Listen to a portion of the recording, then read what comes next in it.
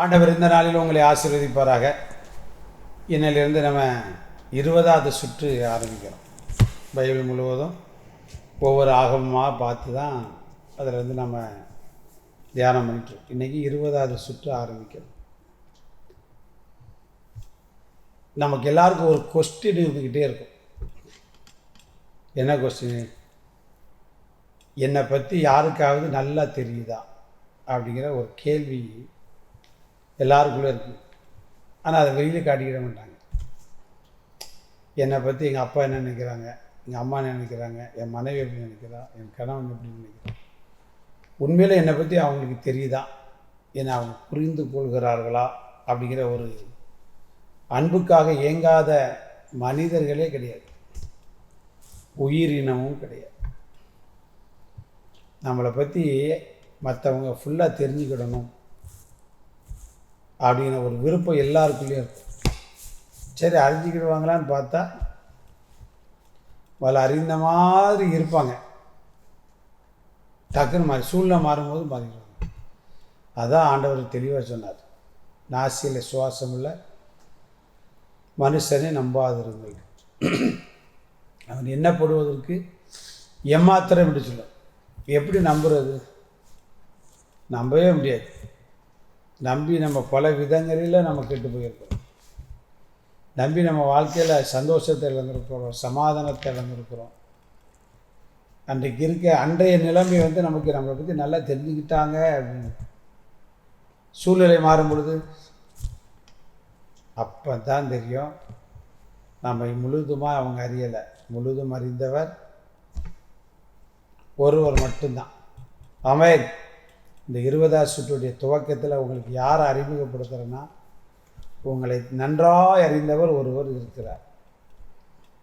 அவர்தான் அவர்தான் அவர்தான் இயேசு.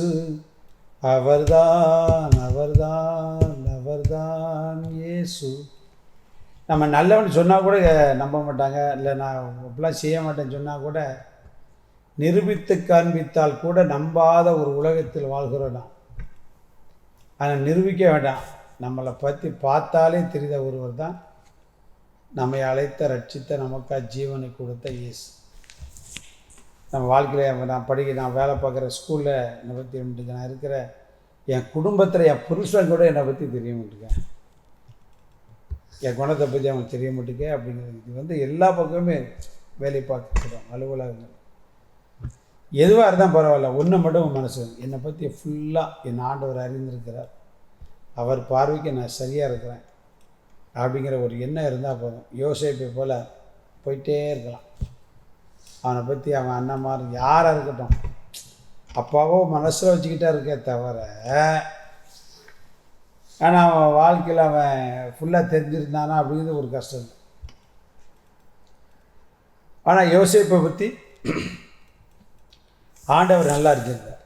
உங்களுடைய சூழ்நிலை, நீங்கள் படுத்த கஷ்டம் அநேகருக்கு தெரியலை, கண்ணீர் தெரியல, உங்கள் பலவீனம் தெரியலை, உங்களுடைய நெருக்கடிகள் அவர்களுக்கு தெரியாமல் இருக்கலாம், இந்த பாரங்கள் மற்றவர்களால் புரிந்து கொள்ள முடியாமல். நம்ம பற்றி A to Z அறிந்த ஒருவர் உண்டு, அவர் தான் இயேசு. பைபிள் என்ன சொல்லி பார்ப்போமா? ஆதியாகமம் 20ஆம் அதிகாரம் 6ஆம் வசனத்தை வாசிக்கிறோம். அப்பொழுது தேவன், உத்தம இருதயத்தோடு நீ இதை செய்தாய் என்று நான் அறிந்திருக்கிறேன்.